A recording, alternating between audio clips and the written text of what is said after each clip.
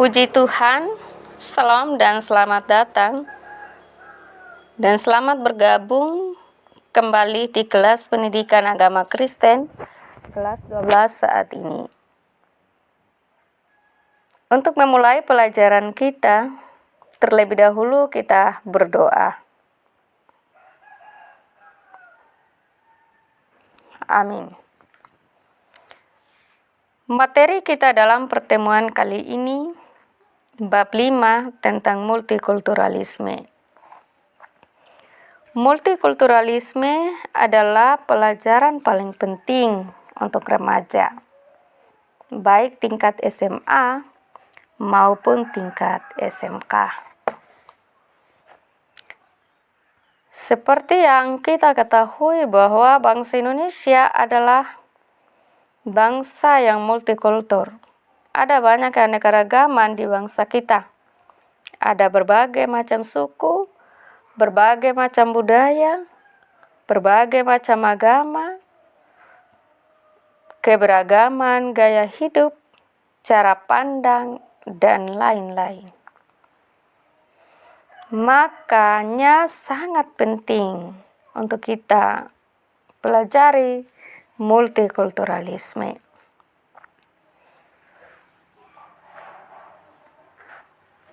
Ada beberapa hal yang kita pelajari di dalam multikulturalisme saat ini. Yang pertama itu adalah pengertian multikulturalisme. Yang kedua, masyarakat multikultur. Yang ketiga, multikultur Indonesia. Dan yang keempat, pandangan Alkitab mengenai multikulturalisme. Ada beberapa pengertian tentang multikulturalisme.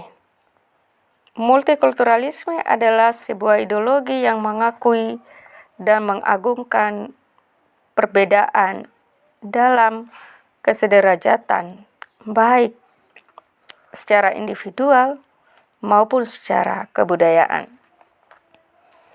Multikulturalisme adalah suatu gagasan untuk mengatur keberagaman dengan prinsip-prinsip dasar pengakuan akan keberagaman itu sendiri. Jadi kesimpulannya dari dua pengertian yang baru saja kita bahas.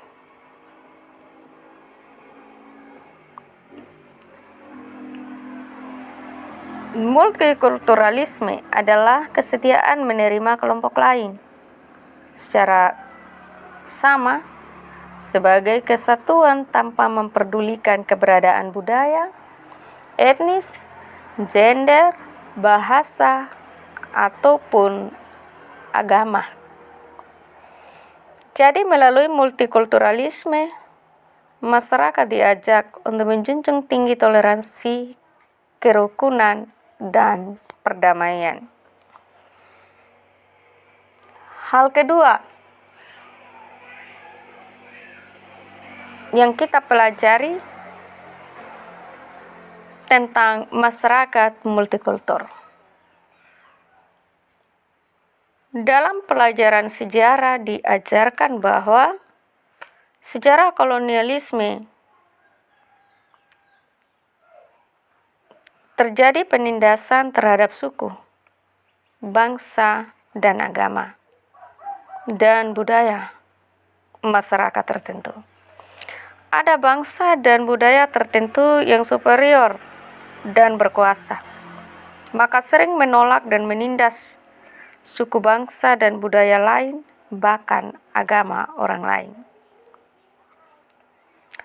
Pada zaman kolonialisme,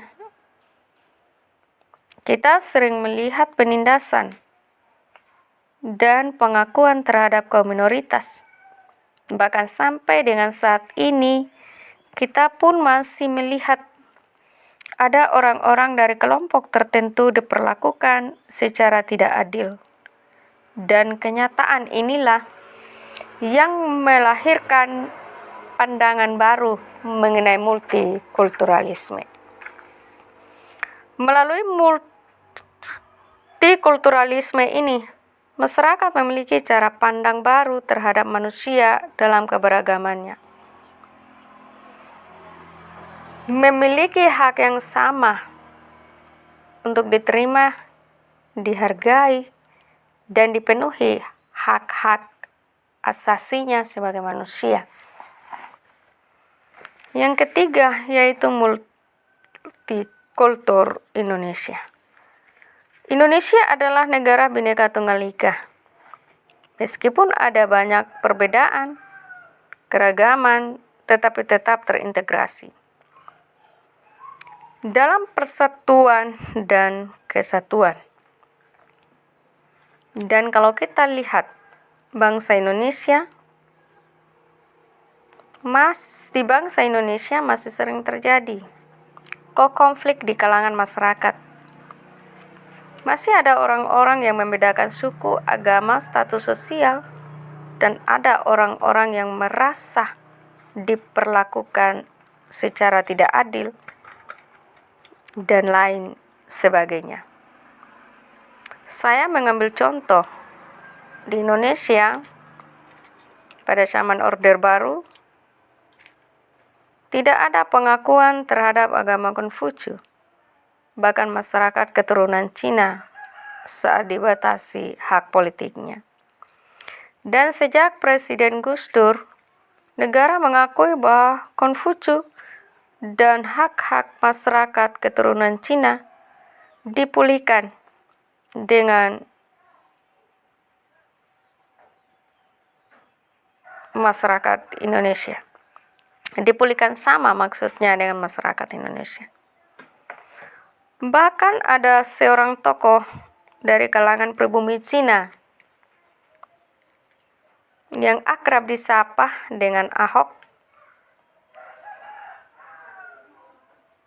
menjadi gubernur Jakarta. Hal ini merupakan pencapaian yang luar biasa. Mereka berhasil menembus tembok minoritas dan membuktikan bahwa semua orang memiliki kesempatan untuk menjadi pemimpin di negara ini.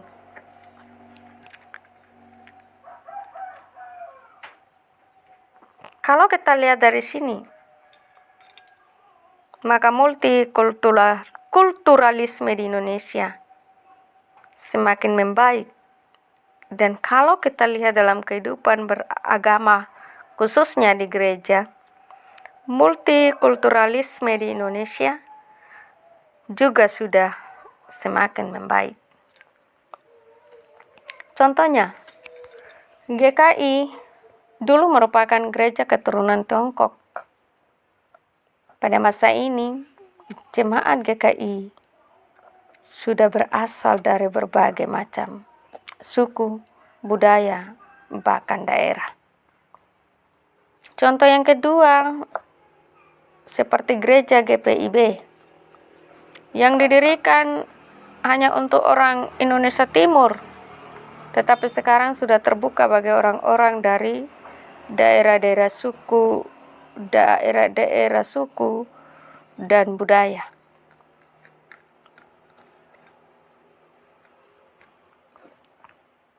Lalu contoh yang ketiga, misalnya GPI, gereja sangat terbuka terhadap multikultur, di mana jemaatnya terdiri dari berbagai macam atau amat beragam. Dalam mewujudkan multikulturalisme sebagai umat Kristen, ada beberapa sikap yang harus kita hindari. Yang pertama itu adalah primordialisme, yaitu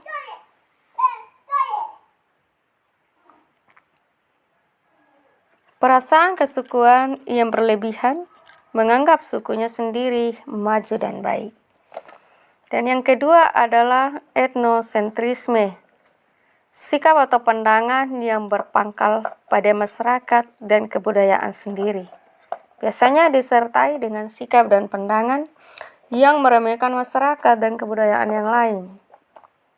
Dan yang ketiga itu adalah diskriminatif, yaitu sikap yang membeda-bedakan perlakuan terhadap sesama warga negara berdasarkan warna kulit, golongan, suku bangsa, ekonomi, agama, dan lain-lain.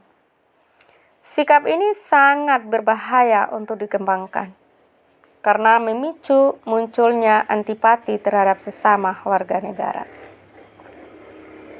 Dan yang keempat itu adalah sikap stereotip,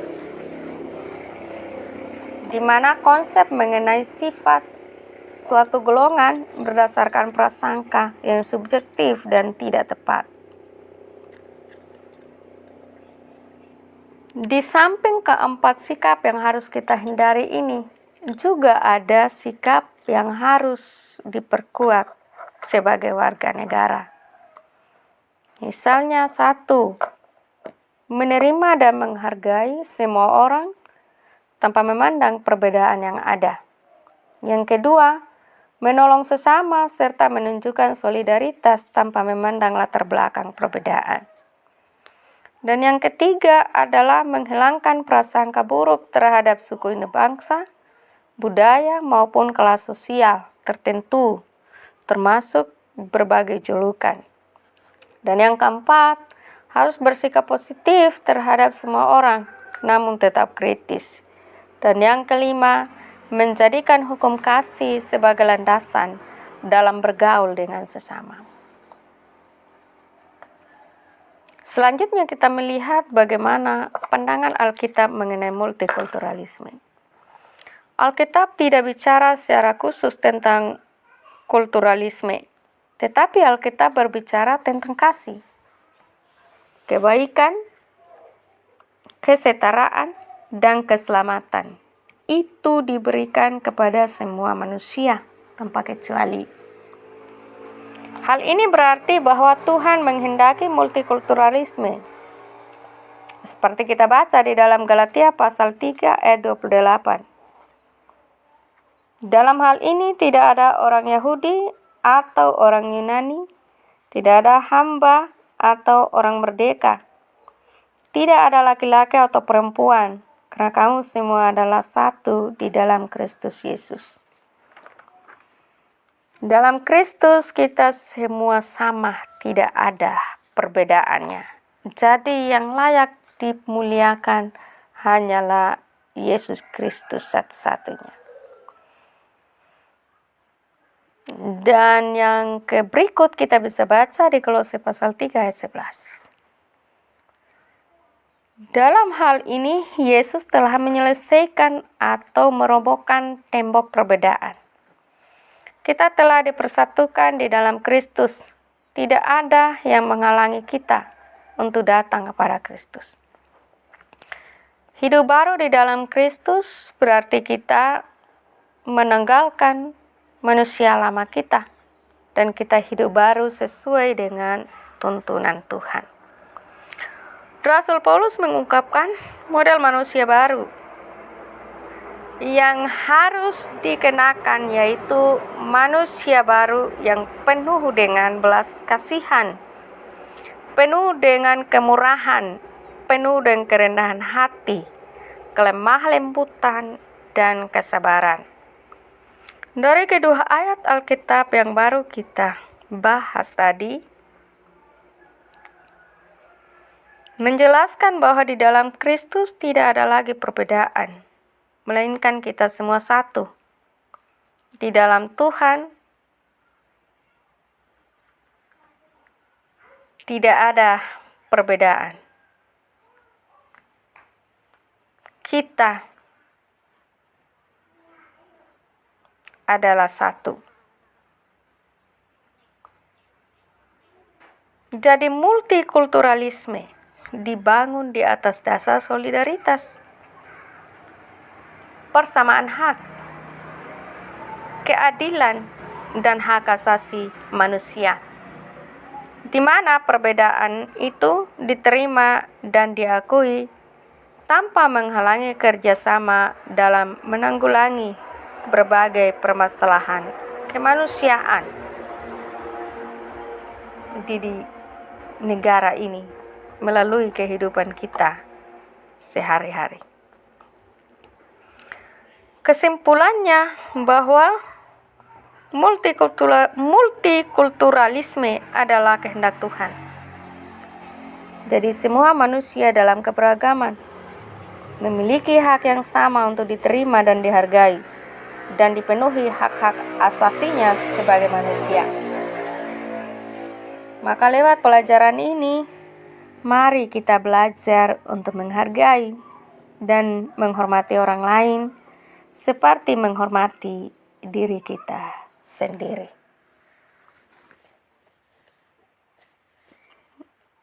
Pertemuan kita kali ini cukup sampai di sini.